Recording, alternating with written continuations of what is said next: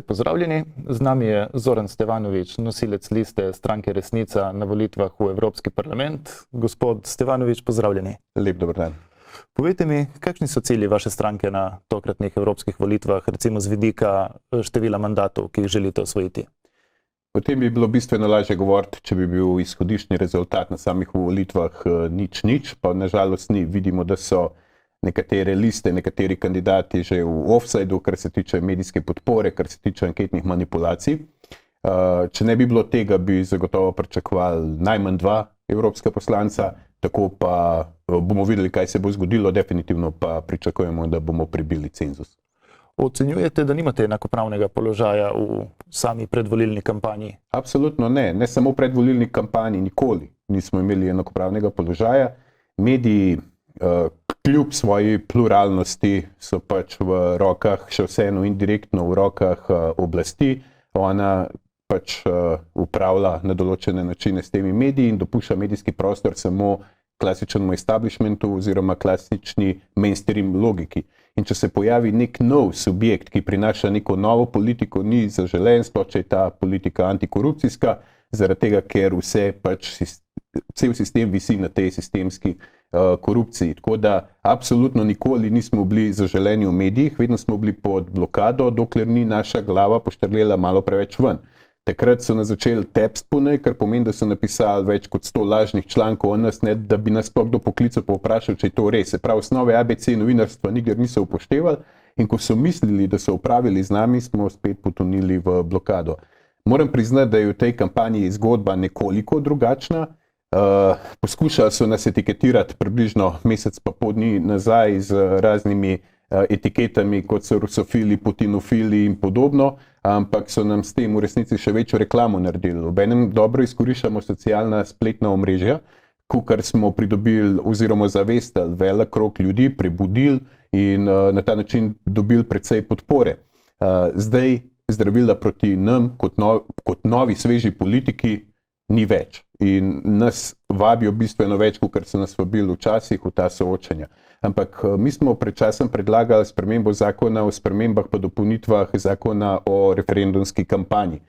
Ta bi bil izredno smiselen in bi odrejal tudi privatnim medijem, da morajo v času volitev nameniti enakopraven medijski prostor vsem subjektom, ki nastopajo na volitvah. Obenem bi pa prepovedali ankete 30 dni pred volitvami, zato ker se je jasno izkazalo, da namen anket ni ugotavljanje javnega mnenja, ampak ustvarjanje javnega mnenja. Vaša lista za tokratne evropske volitve je precej pisana in pestra, kar se raznolikosti kandidatov tiče, čeprav vlada vtis, da prevladujejo zdravniki do določene mere. Posledica česa je to oziroma kako ste sestavljali listo? Listo smo sestavljali na poudarku predvsem na relativni politični neoporečnosti.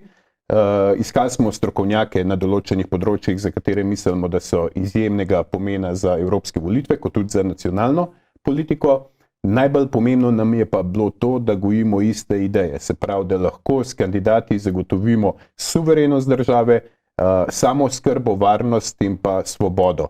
Tukaj so mišljeni vsi spektri, vsi segmenti družbenega življenja in ti ljudje, ki so na listi, so dejansko strokovnjaki na svojih področjih in še nekaj nas krasi vse skupaj, to je pa to, da smo imeli pogum se izpostaviti in žrtvovati marsikaj, tudi lastne kariere in življenje, zaradi tega, da pomagamo ljudem v kritičnih momentih. Katere so torej teme, za katere se boste zavzemali v primeru izvolitve v Evropski parlament? Najprej najpomembnejše je seveda brezčasna suverenost.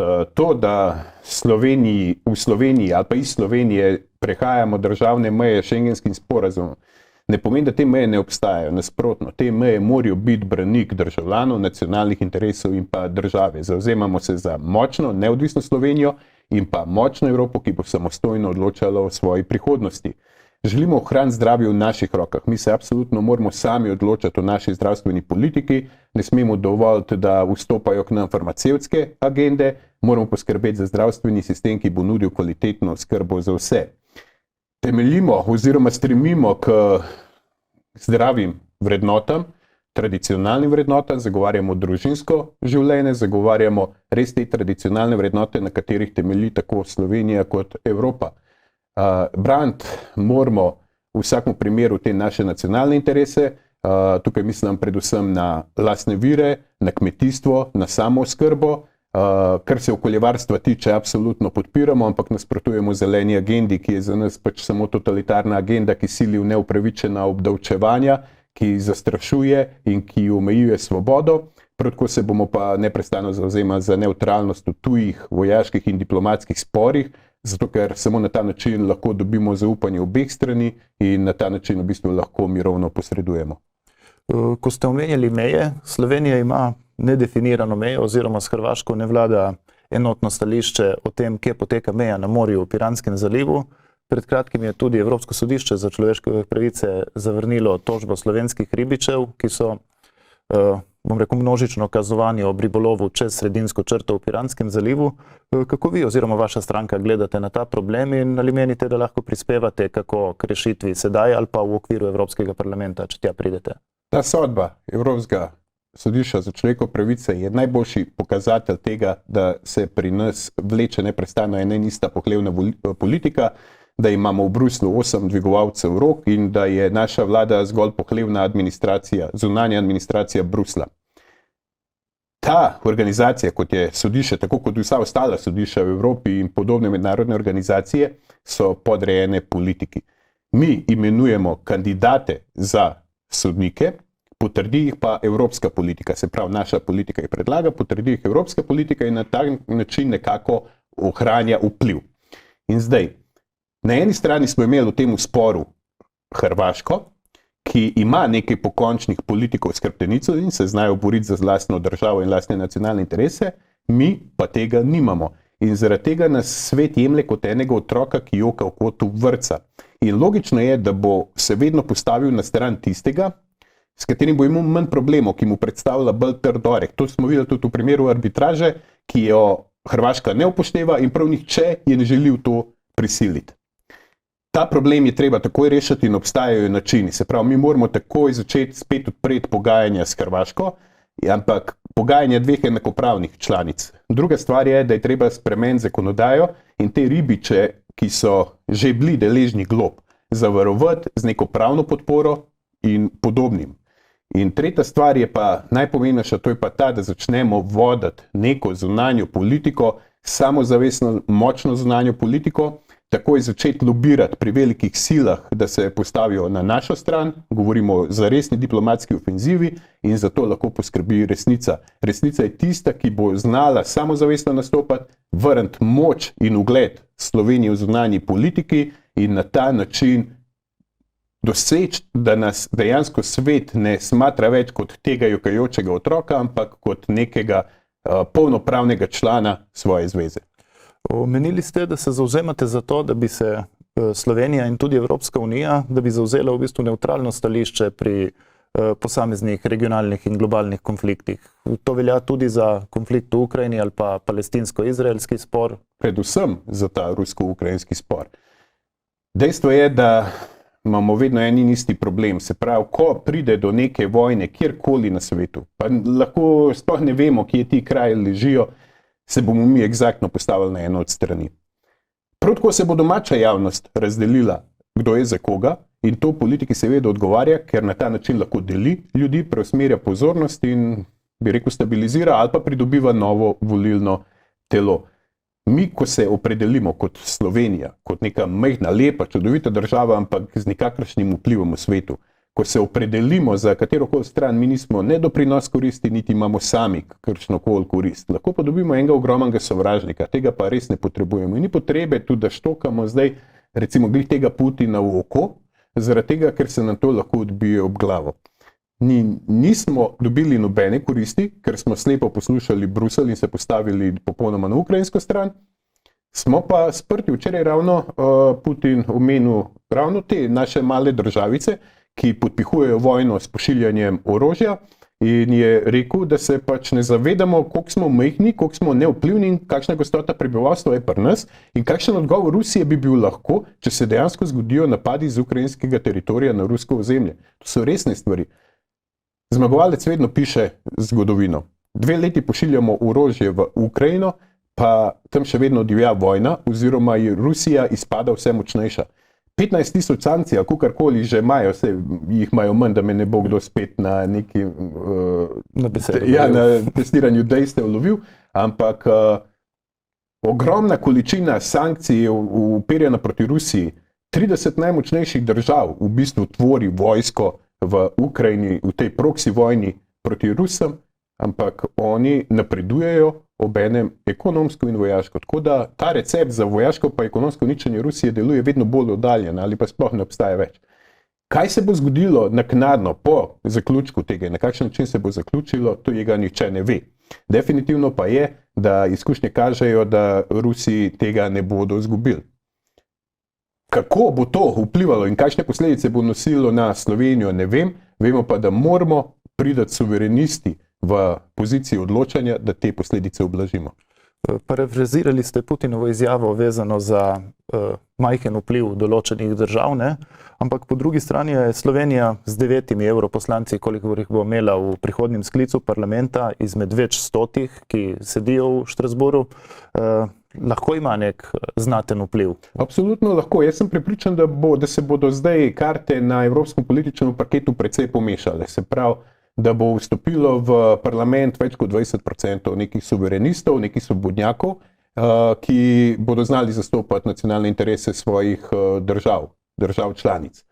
In nas je recimo podprl javno Mislav Kolakušič pa Vilibor Sinčić, gre za dva poslanca, ki sta zelo visoko kotirata na lestvici priljubljenosti politikov, zelo aktivna poslanca, in mi bi se s takimi ljudmi naknadno povezovali v neko, bi rekel, svetovno fronto proti globalnem režimu.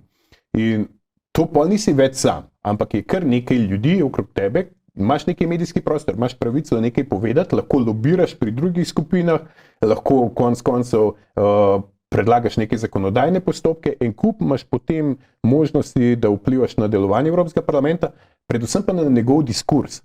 Nekdo mora biti tam, ki bo znal reči ne. In tega do zdaj nismo imeli, od zdaj naprej imamo pa lahko. Ali to pomeni, da se boste v Evropskem parlamentu, kolikor se tja uvrstite, pridružili neki suverenistični skupini, če nastane, ali ciljate na katero izmed obstoječih političnih formacij? Na nobeno od obstoječih ne ciljamo, zaradi tega, ker so se vse imele možnost dokazati, pa se pač niso. In to je to, kar sem ravno omenil, da bi iskali nova zavezništva in da imamo že precej pripravljen teren za to. Pa se kot stranka smatrate za evroskeptično skupino ali samo vidite Evropsko unijo v drugačni podobi in vlogi, kot je danes? Evroskepticizem je izredno nehvaležna beseda, zato ker deluje, da si proti Evropi. Mi nismo proti Evropi, nasprotno zagovarjamo močno, stabilno Evropo, ki odloča o svoji prihodnosti. Evropska unija je nekaj popolnoma drugega kot Evropa in pokazalo se je predvsem v zadnjem času, da več Evropske unije pomeni manj Evrope. Mi bi želeli drugačno Evropsko unijo, ki bo pomenila tudi več Evrope. Kako si pa predstavljate, kakšna bi bila Evropska unija po vaši podobi oziroma podobi vaše stranke? Evropska unija bi morala biti neka zveza, ki zagotavlja varno prihodnost, ki zagotavlja proste prehode meja, ki zagotavlja brezcarinsko poslovanje, ki zagotavlja neko ekonomsko svobodo, ki ohranja nacionalne identitete svojih držav članic, ampak ne bi pa smela biti nekdo, ki odloča o pomembnih internih politikah držav članic, zaradi tega, ker je med nami tolikšno nasprotje in v gospodarstvu, in v kupnih močeh, in v kulturi, in v nacionalnih identitetah, da ti iz tega ne moreš narediti enega skupka neke mešane identitete in ta ne bo nikoli uspela. Se pravi, na katerih področjih smatrate, da bi potrebovali v Sloveniji manj Evrope in na katerih področjih je zaželena intervencija Evrope? Definitivno, še enkrat ponavljam, da ločam Evropsko unijo od Evrope. Manj Evropske unije bi potrebovali, ko gre za dominacijo nad našimi zemljišči, ko gre za dominacijo nad nedotakljivostjo našega telesa, tukaj govorimo o popolni farmacevtski agendi, ko govorimo o zeleni agendi in vsiljevanju tega zelenega prehoda, ki temelji na zastraševanju, da človek povzroča ne vem kakšne količine CO2 in s tem tudi segreva planet, kar je popolnoma znanstveno neutemeljeno. In na podobnih zadevah govorim o tem, da morajo slovenske meje predstavljati branik pred temi agendami, ki nam v bistvu samo škodujejo. Ravno to, siljenje v vojaško, v opredeljevanje v tujih vojaških pa diplomatskih sporih, to je recimo ena od agend. Se pravi, povsod, kjer je pomemben naš nacionalni interes, tam se mi moramo sami odločati. Migrantska agenda je izredno zanimiva. Ne? Zdaj, Evropska komisija, ki jo vodi neizvoljena predsednica, mi se pač posmehujemo Putinu ali pa ne vem komu, zaradi tega, ker ne bi bile njegove volitve legalne oziroma legitimne, ampak so vsaj bile. Pri nas jih ni bilo. Se pravi, živimo v nekem totalitarnem sistemu, kjer nas vodi neizvoljeni, nastavljen človek strani centrov moči.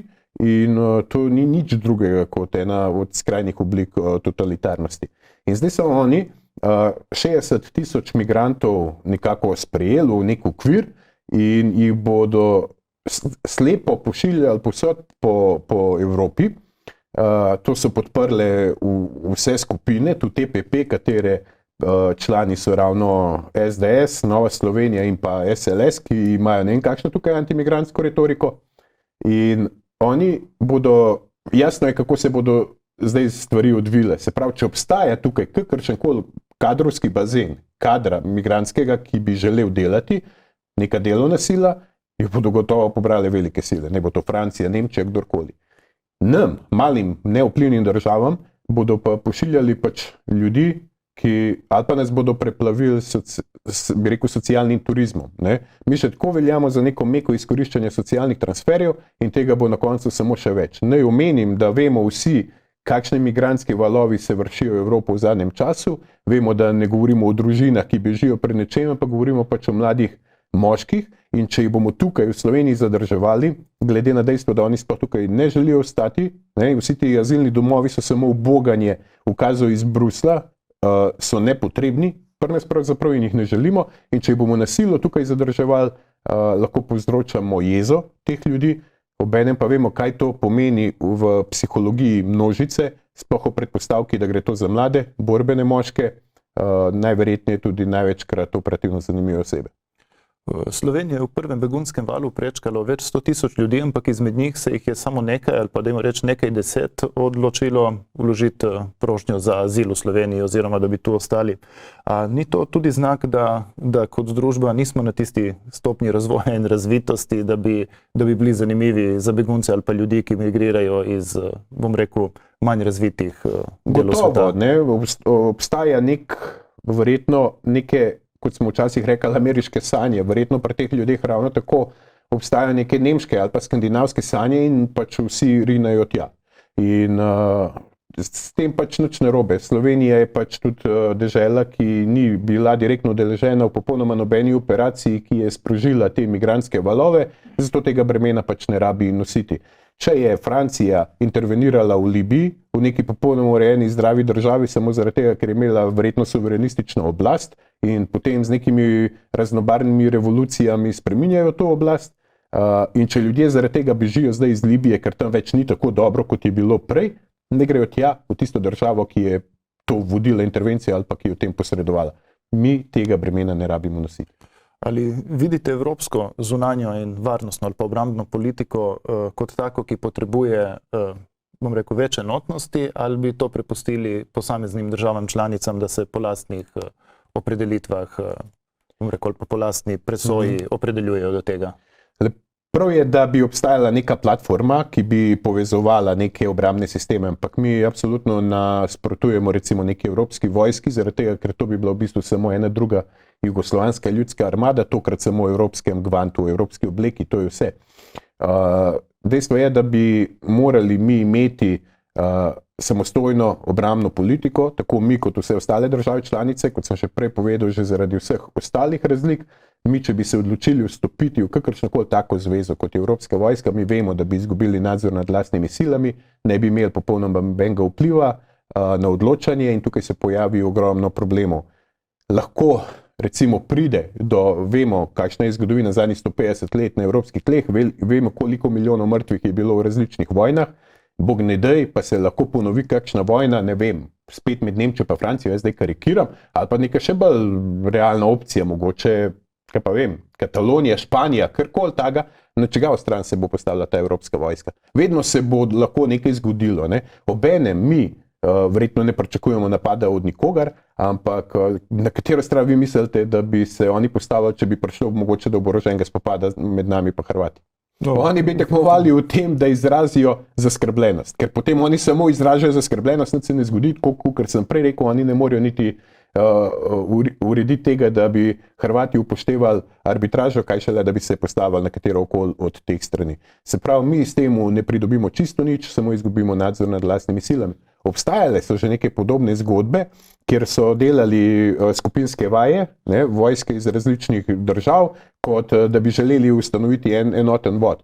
To je pač propadlo, nič od tega ni bilo, kot da so poveljniki kofetkali nekajkrat dopoldne, vojaki se sploh med sabo niso razumeli, držali so se vsak zase in ni popolnoma nobenega načina, da bi ti tako različne narode združil v eno enotno vojsko, da bi čutili ta utrip domovinski, zaradi tega, ker vemo, da v nasprotju recimo z Ameriko identiteta Evropejec ne bo nikoli obstajala kot nacionalna identiteta.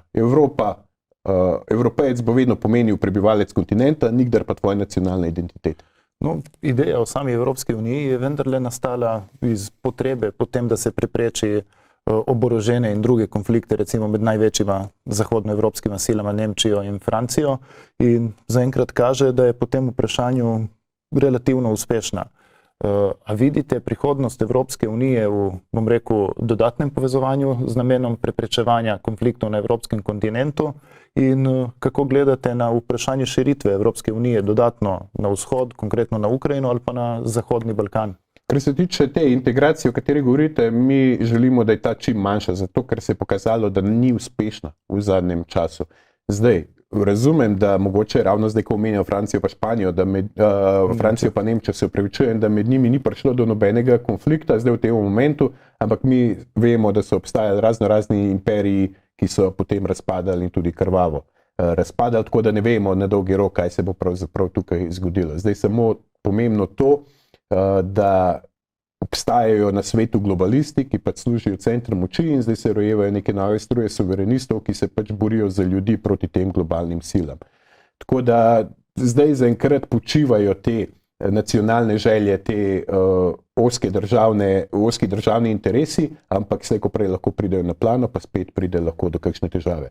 Kar se tiče širjenja Evropske unije, je treba vedeti, da jo zagovarjamo, ampak samo v predpostavki, da država, ki želi pristopati, strogo izpolnjuje popolnoma vse pogoje in da je treba upoštevati voljo njihovega prebivalstva. Tudi v Ukrajini, če bi želela pristopiti k Evropski uniji, morajo narediti referendum, morajo pa upoštevati tako želje zahodnega prebivalstva v Ukrajini kot vzhodnega prebivalstva v Ukrajini, čeprav so tam de facto že Donetsko, Lugansk pač samostojne države, oziroma so se na referendumu odločili, da bi tako pač želeli, da je.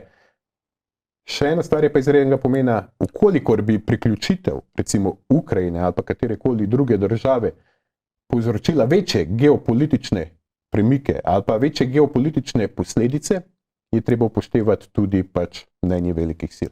Kaj pa Zahodni Balkan, recimo Bosna, Črna Gora, Srbija, Albanija, Makedonija? Če se referendumsko te ljudje odločijo za to, kdo smo mi, da jim to preprečujemo? Vidite njihovo vključitev v Evropsko unijo podobno kot v primeru Francije in Nemčije kot tudi instrument, da se, bom rekel, neke napetosti, ki vladajo od razpada skupne države, pomirijo? Jaz mislim, da ne. Zaradi tega, tako kot sem rekel, ne bo nihče prevzel to identiteto. Mi smo imeli podobno težavo že v Jugoslaviji, ko je funkcionirala mogoče še bolj stabilno ali pa bolj togo kot Evropska unija, kar se tiče odpravljanja razlik med ljudmi in med republikami v tistem momentu, pa se je to potem pokazalo samo kot nekaj, kar se pometa pod preprogo in ko butne ven, butne 10-krat huje. Tako da mislim, da ne bi na to nič vplivalo, ker nihče ne bi prevzel identitete kot Evropejec, ravno tako kot je v bivši Jugoslaviji, ali pa so bili zelo redki, ki so prevzeli identiteto Jugoslovana. Ko sva govorila o enotni evropski zunanji politiki in odzivu posameznih držav članic, dejstvo je oziroma ocena številnih analitikov, da vloga Evropske unije v svetu na diplomatskem področju se precej zmanjšuje, da ima Evropa na voljo samo neke mehke vzvode moči. Kako gledate na to, na vlogo Evropske unije v globalnem prostoru? Nima nobene vloge in to je sama sebi kriva, oziroma sama sebi spada največji sovražnik s to pohlevno politiko, ki je pa zdaj popolnoma v rokah Amerike. To je dejstvo. In Amerika je prevzela vodilno vlogo in absolutno odloča o vsem, kar se dogaja v Evropski uniji, tako da nihče od drugih velikih sil, pa zdaj smatrajmo kot Kitajsko za, bi rekel, največjega oponenta, in ne smatra Evrope resno, zato ker se bojo raj pogajali z Ameriko o čemurkoli, ker bo ravno tako Amerika posredovala dalje ukaze Evropi, kaj ne dela dalje. Pa menite, da bi bilo za Evropo dobro ali ne, da recimo stopi z ameriške sence, brez nekega vzvoda tudi trde vojaške moči, to verjetno ni izvedljivo. Ne dobro, to je nujno. Seveda je izvedljivo, zakaj ne? Pa sej Amerika Evropo v tem momentu ne brani pred ničemur. Ne? Se pravi, samo spravljamo se v mazohističen položaj, spravili smo se z zelenimi politikami in podobno v energetsko odvisnost odločenih energentov in spravili smo se v spor ravno s tistimi, ki so nam dostop do teh energentov omogočali, recimo. In to se vse pozna potem tudi na gospodarstvu, na kupni moči in v povečanju ogroženosti. Konec koncev, zaradi eventualnih vojaških spopadov v prihodnosti, za katere smo si sami krivi. No, vrniva se potem počasi nazaj v Slovenijo. 9. junija bo usporedno z evropskimi volitvami, bodo potekali 3 referendumi s 4 referendumskimi vprašanji. Kako vaša stranka, kakšna stališča zauzema po vprašanju teh 4 referendumskih vprašanj? Ne? Odločali bodo recimo volivke in volivci, bomo odločali o torej dopustnosti pomoči pri končanju življenja, kot temu pravijo. Kako vaša stranka gleda na to? Mi smo že v začetku rekli, da se ne bomo spuščali v referendumsko kampanjo.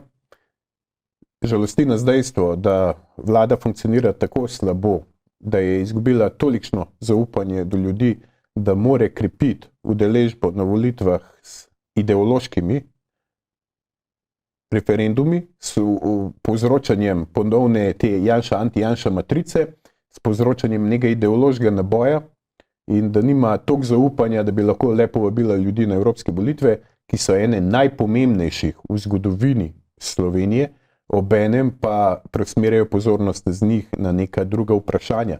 Gre za posvetovalne referendume, ki se niti ne bi rabili odviti, zaradi tega, ker jih nihče ne rabi niti kasneje upoštevati, tako da mislimo, da so dejansko nepotrebni. Bolje bi bilo, da bi vlada izkoristila 3.a člen, ki omogoča referendum o pomembnih evropskih zadevah, ker je še vseeno evropska politika, in bi vprašala javnost, če se strinjamo s sprejemom zelo zločinskih pravilnikov, prepletenih pravilnikov, en je pandemijski sporazum, en je pa sprememba IHR pravilnika. Če bi ljudje vedeli, koliko groze vsebujeta pravzaprav in na kakšen način mi prodajamo suverenost nekemu tudi področnemu direktorju WHO-ja, ki bo lahko samostojno odločal o našem življenju, o naši prihodnosti, o našem gibanju, bi bilo danes na ulicah Ljubljane več kot 100.000 ljudi. Kar se tiče direktnega vašega vprašanja o referendumih, zato tudi ne bomo pozivali nikogar oziroma nagovarjali ljudi, da se opredeljujejo kakorkoli. Želimo, da ljudje glasujejo na referendumu, predvsem pa pozivamo vse naše simpatizerje in sledilce, da se odločijo po lastni vesti, ker gre še vsem, sploh v enem primeru za eno izredno težko moralno in etično vprašanje. Govorimo o eutanaziji. Jaz konkretno bom glasoval proti. Kar se pa tiče obeh ostalih zadev, so pa itak deli našega programa in absolutno podpiramo. Prvi je preferenčni glas, ki bi definitivno lahko spremenil karte na političnem parketu, ampak vemo, da je to že sodba ustavnega sodišča rekla, da je naš sistem neustaven in da bi ga bilo treba spremeniti, da spremeniš ustavo, rabaš dvotretjinsko večino v parlamentu in to bi oni že lahko uredili, če bi zares imeli željo. Kar se pa tiče konoplje, smo pa mi tudi v večkratnem diskurzu omenili vse njene zdravstvene prednosti, vse njene prednosti za gospodarstvo, za samo oskrbo, tako da smo tukaj tudi absolutno za. Govorim iz svojih izkušenj in iz svoje percepcije dogajanja. In povejte mi za konec, je še kaj takega, česar vas nisem vprašal, pa bi radi položili na dušo državljankam in državljanom oziroma volivkam in volivcem? Samo to, da smo do sedaj imeli res eno in isto politiko preteklosti, politiko lažnih delitev, politiko korupcije in politiko pohlevnosti. In zdaj imamo res končno enkrat možnost tudi na evropskih volitvah voliti dobro stranko, ne zgolj najmanj slabe. In zato ljudi pozivam, ne gredo na volitve, ne nasedajo temu, da so volitve, ne vem, prirejene, da ni pomembno, koga obkrožiš, da je vse vnaprej določeno, ni res. Edini dan, ki je pomemben v celotnem volilnem sistemu, je samo dan volitev. To je dejstvo, vse prej je lahko laž, vse potem je lahko laž, ampak dan volitev je dejansko tisti, ki drži in zato se moramo udeležiti volitev v čim večjem številu. Bistveno več je odvisno od te politike, kot se mi lahko sami predstavljamo. In ne glede na to, da marsikdo očita, da marsikdo kandidira izključno zaradi te plače, ki ti pripada v Bruslju. Ne glede na naše mnenje, bo šlo v Bruselj 9 ljudi. In 9 ljudi bo prejemalo plačo, zato da bodo gor. Zdaj je samo pomembno, ali želimo, da imamo spet 9 dvigovalcev rok, ali želimo, da so gor tudi ljudje, ki bodo zastopali nacionalne interese Slovenije. Se pravi, samo za to odločitev gre, kdo bo v naslednji sestavi teh 9 ljudi. 9 gre pa zagotovo. Brez obzira, se bojo ljudje odeležili volitev ali ne. Gospod Stevanovič, hvala, ker ste bili naš gost. Hvala lepa.